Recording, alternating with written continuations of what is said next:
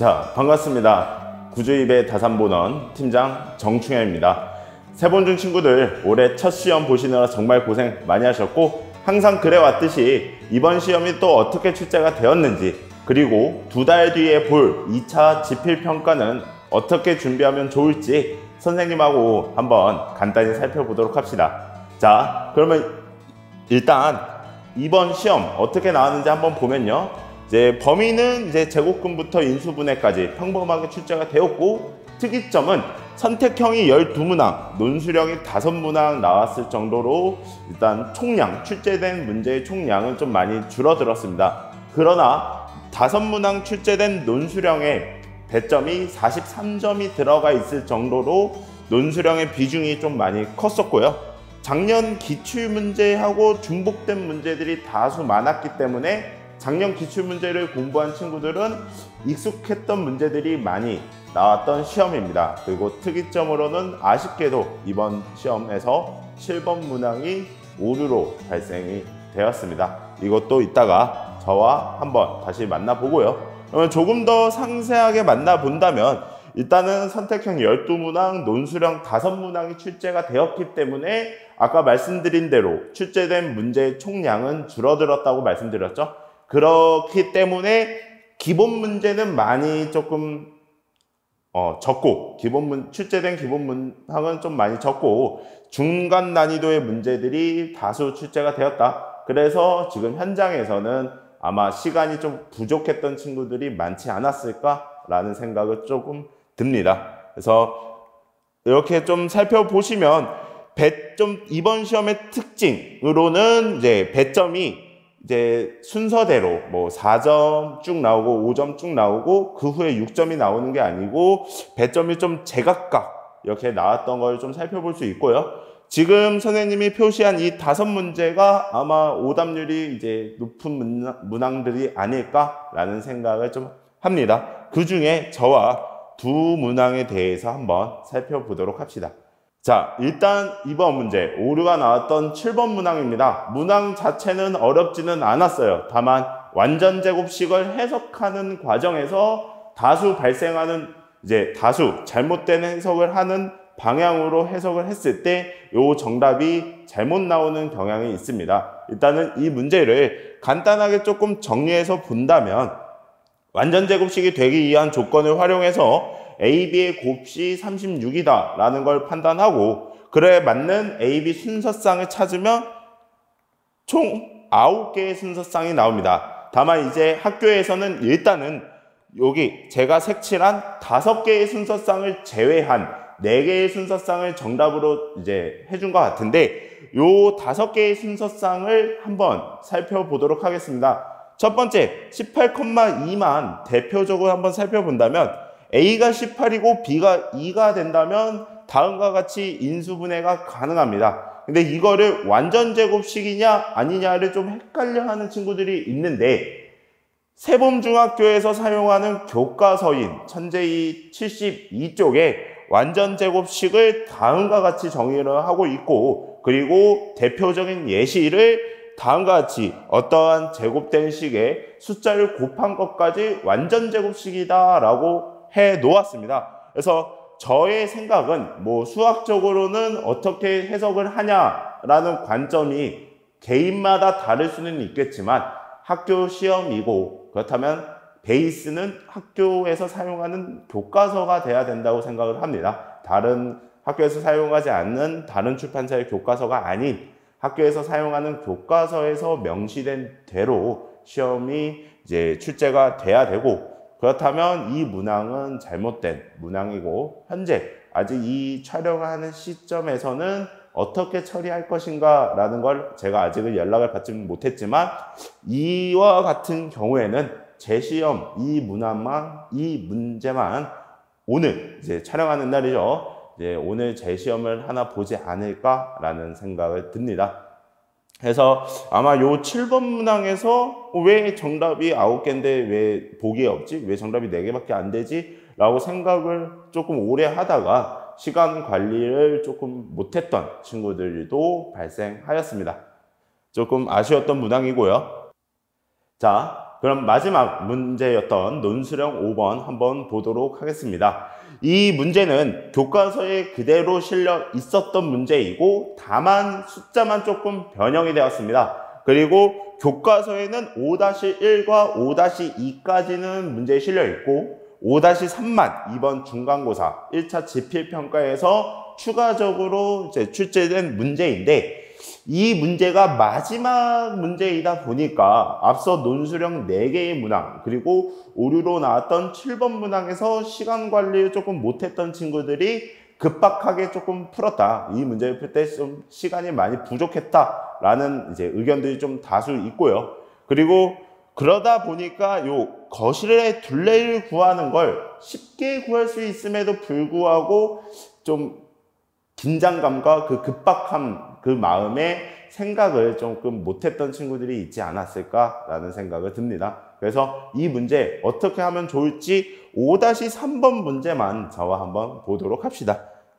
자, 거실의 둘레를 구하는 문제입니다. 문제에서 제시된 그런 넓이들을 이용해서 각 길이를 구하면 될 거고, 요 거실의 둘레를 구하기 전에 우리가 조금 생각해 볼 게 중학교 1학년 때 이런 둘레 많이 구했었죠. 그래서 요 길이가 이 길이와 같음, 그리고 요 세로선이 이 세로선의 길이가 같다라는 걸 이용한다면 우리가 구할 거실의 둘레는 다음과 같은 직사각형의 둘레를 구하는 것과 같습니다. 그래서 문제에 제시된 이제 넓이를 가지고 각 변의 길이들을 구해주면 되고, 실제로 요 변의 길이는 앞에 있었던 5-1번과 5-2번 문제를 풀면서 전부 다 계산이 되었기 때문에 5-3번은 요 직사각형만 볼 수 있었다면 금방 해결되지 않았을까라는 생각이 들고, 앞서 말씀드린 대로 좀 급박한 마음에 요 직사각형을 생각 못했던 친구들은 좀 많이 헤맸을 것 같습니다. 학교에서는 어쨌든 좋은 문제를 잘 출제한 것 같습니다. 자, 그러면 이번 시험 한번 총평해 보도록 하겠습니다. 속도와 정확도 모두 다 필요했던 시험지입니다. 선택형이 12문항, 그리고 논술형이 5문항이 출제가 되고, 논술형 5문항에 배점이 43점이 들어왔을 정도로 심리적인 부담도 컸었던 시험지입니다. 그러나 선택형에서는 작년 기출문제들을 다수 출제하면서 그래도 좀 부담감을 줄여주려고 학교에서는 좀 배려했던 모습이 좀 있고요. 그리고 세본중학교가 이제 개교 3년 차에 들어가고 있습니다. 학교의 특색이 어느 정도 보이고 있는데, 정말로 쉬운 기본적인 문제들을 출제하는 학교에 비해서 이제 세본중은 아직까지는 정말로 쉬운 문제들 출제 비율을 좀 줄이고 대표 유형들을 많이 출제하고 있습니다. 그렇기 때문에 정말 그냥 마음 편하게 빠르게 넘길 수 있는 문제들은 거의 없고, 그래서 좀 정리해 본다면 문항수가 적기 때문에 이 쉬운 문제들이 좀 사라지지 않나. 어떻게 보면 이게 지금의 세본중이 취하고 있는 스탠스인 것 같습니다. 기본적인 문제들을 좀 빼고 문항수를 줄이는 대신에 좀 한 문제 한 문제들이 좀 어느 정도 난이도가 있게끔 출제하고 있다. 이렇게 정리할 수 있을 것 같습니다. 그러면 2차 지필평가는 어떻게 준비하면 좋을지 작년 기출문항을 먼저 보도록 하겠습니다. 작년 기출문항인데요. 앞서 이번 중간고사와 또 다르죠. 작년에 선택형 17문항, 논술형 3문항이 나오면서 이번에 12문항, 논술형 5문항 나온 거에 비해서 좀 차이가 있다는 걸 확인할 수 있고요. 그리고 여기서 살펴본다면 이렇게 배점이 좀 제각각으로 이렇게 선생님들이 문제를 출제를 하십니다. 다수 이제 낮은 배점부터 4점부터 이렇게 순서대로 높은 배점을 이제 출제한다면 세본중은 4점, 5점, 6점, 그리고 다시 4점, 5점, 4점, 5점 이렇게 출제를 하시면서 난이도 순 배치를 아직까지는 하고 있지는 않다. 요것도 이제 학생 여러분들께서 한번 좀 인지하고 계시면 좋을 것 같고요. 그래서 지금 작년 시험지를 기준으로 본다면 좀 실수가 많거나 오답이 많았던 문제들이 이제 4번, 6번, 17번입니다. 그래서 4번 작년 시험지를 이제 공부하실 때 4번과 6번 그리고 17번을 조금 집중적으로 공부해 보시면 이제 워낙 대표 유형들이고 실수들이 많이 나오는 문제들이니까 꼭 중점적으로 학습해 보셨으면 좋겠습니다. 그래서 2차 지필평가에 대해서 한번 정리해 본다면 이제 남은 거 2차 방정식과 2차 함수입니다. 여러분들이 정말로 좋아하는 단원들이죠. 그래서 체감 난이도가 1차 지필평가에 비해서 많이 오를 겁니다. 그래서 선생님이 한 단원의 특징을 한 가지씩 좀 드린다면 방정식은 결국에는 근입니다. 방정식의 모든 문제들은 근에서 출발을 하고요. 중학교 과정에서는 근의 공식에서 근의 성질들을 추론하는 문제들이 꽤 많이 나올 겁니다. 그래서 이제 2차 방정식 문제를 푸실 때는 근의 공식을 베이스로 해가지고 여러분들이 문제를 접근했으면 좋겠고요. 2차 함수는 결국에는 그래프입니다. 결국에는 그래프고 아직은 중학교 과정에서는 2차 함수가 가지는 성질에 대해서 엄청나게 물어보지는 않습니다. 다만 너가 그래프를 그릴 수 있는지 그리고 그래프 위에 있는 어떠한 특정 점들을 구할 수 있는지 그리고 이 안에서 도형과 연계해가지고 나오는 문제들이 꽤 있기 때문에 여러분들이 그래프와 친해지는 게 일단은 먼저 최우선 과제일 것 같습니다. 그래서 앞서 말씀드린 것처럼 시간 관리가 필요했던 세 번 중이기 때문에 정석적인 풀이도 정말로 좋지만 실전에서는 이제 어쩔 수 없이 경제적 풀이도 필수적으로 연습해 보셨으면 좋겠습니다. 그래서 지필평가 전략을 한 번 더 말씀을 드린다면 특히 2차 지필고사 범위는 공통수학 1의 시발점이 됩니다. 2차 방정식과 2차 함수, 중학교 3학년 때 배우는 걸 기본으로 해서 공통수학 1에서 이제 응용과 심화를 다루게 되거든요.